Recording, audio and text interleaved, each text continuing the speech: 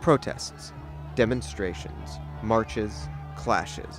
2014 saw a surge in on-the-ground activism, and protesters took to the streets in places as disparate as Ferguson, Missouri, and Kiev, Ukraine.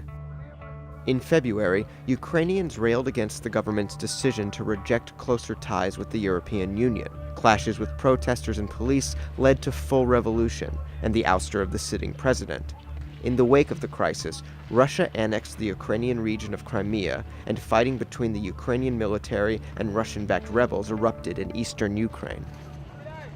8 months later, in the small African nation of Burkina Faso, protesters marched through the streets and burned government buildings in response to an announcement that the nation's president of 27 years planned to remain in office.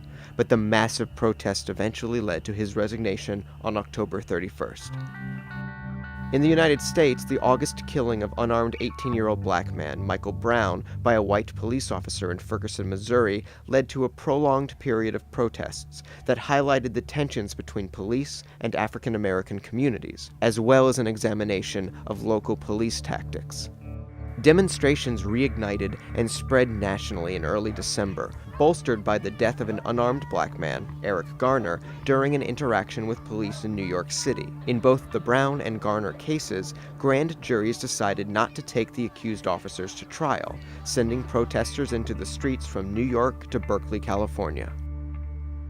2014 marked the 25th anniversary of the Tiananmen Square protests, and pro-democracy activists took to Hong Kong's streets to demonstrate against the perceived incursion of China's central government into Hong Kong's autonomy. Demonstrators encountered police resistance by tear gas and, in one instance caught on film, police appeared to beat a protester. The demonstrations began in September and have lasted into December. In late September, 43 male students from Iguala, Mexico, disappeared en route to a local protest.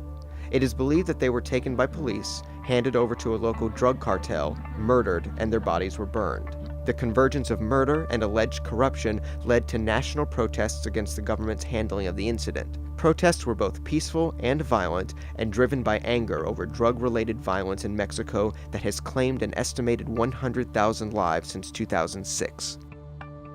By September, ISIS's march through the Middle East reached Turkey's border with Syria as the Islamists laid siege to the predominantly Kurdish city of Kobani.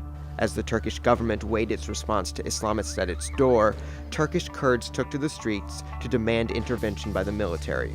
Turkey has resisted calls to support the Kurds in their fight against ISIS, but has allowed Kurdish fighters from Iraq to travel through their country to reach Kobani.